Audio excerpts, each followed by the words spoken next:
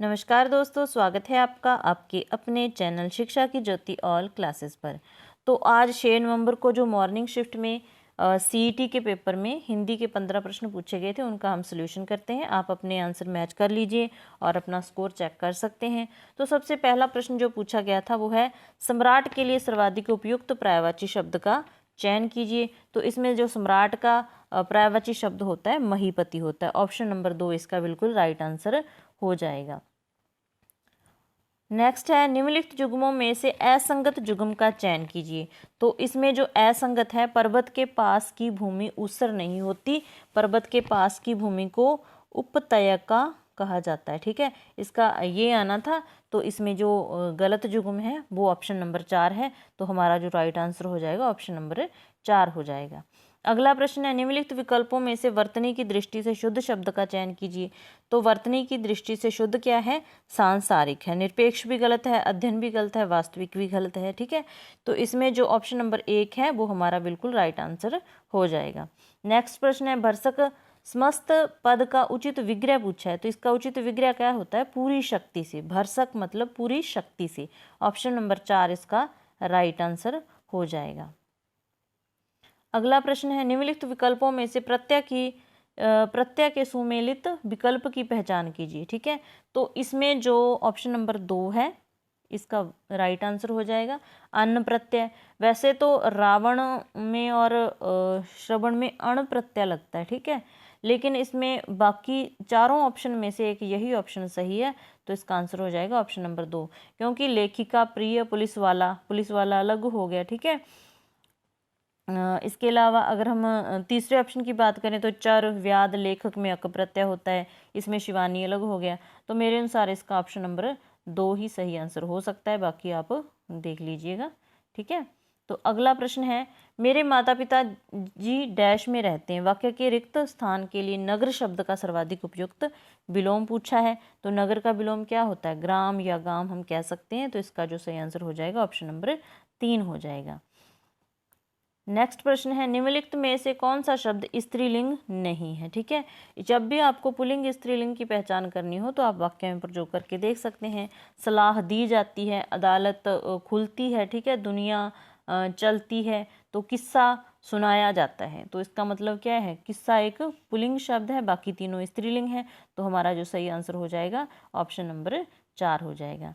इसके अलावा जो बच्चा हिंदी व्याकरण को पढ़ना चाहता है, हिंदी व्याकरण ही नहीं बल्कि टीजीटी पीजीटी के लिए हिंदी साहित्य को भी, तो वो चैनल के साथ जोड़ सकता है। हिंदी का यहाँ पर आपको बहुत ही मतलब कि बढ़िया तरीके से कंटेंट प्रोवाइड करवाया जाएगा, चाहे वो व्याकरण हो, चाहे शब्दकोश हो, मतलब कि तत्सम तद्भव शब्द पर्यायवाची सब कुछ करवाया जाता है। बहुत कुछ करवा भी रखा है। इसके अलावा काव्य शास्त्र वाला पार्ट, टीजीटी पीजीटी हिंदी के लिए, एनसीईआरटी, तो आप चैनल के साथ जुड़ सकते हैं। अगर आपको वीडियो हेल्पफुल लगी तो लाइक वीडियो को जरूर करना। ठीक है, तो नेक्स्ट प्रश्न है हमारा, संकल्प में कौन सी संधि है? तो संकल्प में व्यंजन संधि होती है। सम प्लस कल्प होता है, तो इसमें जो संधि आ जाएगी व्यंजन संधि आ जाएगी संकल्प में। ठीक है, तो हमारा जो नेक्स्ट आंसर है प्रश्न है इसका ऑप्शन नंबर 4 सही हो जाएगा। अगला प्रश्न है, सिपाही ने चोर को पकड़ा। उपयुक्त साधारण वाक्य किस प्रकार का वाक्य है? तो इसमें जो मेरे अनुसार आंसर है वो आ जाएगा अप्रत्यक्ष कर्म कारक साधारण वाक्य, क्योंकि अगर दो काम वाक्य में हो तो एक अप्रत्यक्ष होता है, एक प्रत्यक्ष होता है। प्रत्यक्ष कर्म वो होता है जो कोई वस्तु वगैरह दी जाती है, वो प्रत्यक्ष कर्म होता है। और अप्रत्यक्ष जो जीवित होता है, मतलब कि जीवित चीज़ के लिए हमको अप्रत्यक्ष कहा जाता है, निर्जीव को प्रत्यक्ष कर्म कहा जाता है। तो यहाँ पर सिपाही ने चोर को पकड़ा है, तो मेरे अनुसार इसका आंसर होना चाहिए ऑप्शन नंबर 4, अप्रत्यक्ष कर्म कारक साधारण वाक्य। नेक्स्ट प्रश्न दे, इसका ऑप्शन नंबर 4 हो गया। अगला प्रश्न है, बड़बड़ाना, खटखटाना और भन बनाना शब्दों में क्रिया के कौन से प्रकार के धातु का प्रयोग हुआ है? तो इसमें अनुकरणात्मक धातु का प्रयोग हुआ है। जैसे बड़बड़ाना, ये अनुकरण करती हुई आ रही है ना, बड़बड़ाना, खटखटाना, तो इसमें क्या हो गई? अनुकरणात्मक धातु हो गई। ठीक है, तो ये हो गया हमारा, इसका आंसर हो जाएगा ऑप्शन नंबर 1 इसका राइट आंसर हो जाएगा। अगला प्रश्न है, अब पछताए होत क्या जब चिड़िया चुग गई खेत। तो इसमें इस मुहावरे का सर्वाधिक उपयुक्त अर्थ पूछा है, तो इसका जो उपयुक्त अर्थ हो जाएगा, अवसर बीत जाने पर व्यर्थ पहचानना पछताना। तो ऑप्शन नंबर 1 इसका बिल्कुल राइट आंसर हो जाएगा। अगला प्रश्न है, निम्नलिखित विकल्पों में से शब्द के तत्सम रूप को पहचानिए। तो इसमें तत्सम कौन सा हो जाएगा, बक हो जाएगा।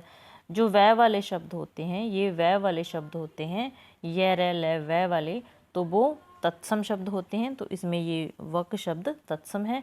ऑप्शन नंबर 2 हमारा बिल्कुल राइट आंसर हो जाएगा। अगला प्रश्न है, निम्नलिखित में से किस विकल्प में अलंकार व उससे संबंधित उदाहरण सुमेलित नहीं है। ठीक है, तो इसमें जो ऑप्शन नंबर 3 है, इसमें रूपक लिखा गया है, लेकिन ये रूपक का उदाहरण नहीं है, ये उपमा का उदाहरण है। नील परिधान बीच सुकुमार खुल रहा है, तो ये उपमा का उदाहरण है, तो इसका मतलब ये हमारा सुमेलित नहीं है। तो इसका ऑप्शन नंबर 3 राइट आंसर हो जाएगा। अगला प्रश्न है, कीर्तिभान भूगोल विषय में अभी अज्ञान है। वाक्य में रेखांकित शब्द का उपसर्ग स्पष्ट कीजिए। जो अ उपसर्ग होता है वो हिंदी का उपसर्ग होता है, तो हिंदी के शब्द वो तद्भव हो गए। तो जो इसका आंसर बनता है वो ऑप्शन नंबर 2 बनता है। तद्भव उपसर्ग, हिंदी का उपसर्ग है तो तद्भव ही होएगा। ठीक है, तो मेरे अनुसार इसका ऑप्शन नंबर 2 बनता है। बाकी आप अपने सुझाव कमेंट बॉक्स में दे सकते हैं। कभी ऐसा होता है कि जल्दबाजी में हमारा ध्यान नहीं जाता, तो आप अगर आपको ज़्यादा कुछ पता चले तो आप कमेंट में ज़रूर बताना। ठीक है, हमारा नेक्स्ट प्रश्न है, विराम चिन्ह की दृष्टि से शुद्ध वाक्य का चयन कीजिए। मेरी मित्र जो एक लेखिका है, मेरी मित्र जो एक लेखिका है आजकल एक पुस्तक लिख रही है, इसका भी ऑप्शन नंबर 2 ही सही उत्तर हो रहा है। तो ये थे हमारे हिंदी व्याकरण के 15 प्रश्न जो आज 6 नवंबर को मॉर्निंग शिफ्ट में पूछे गए थे।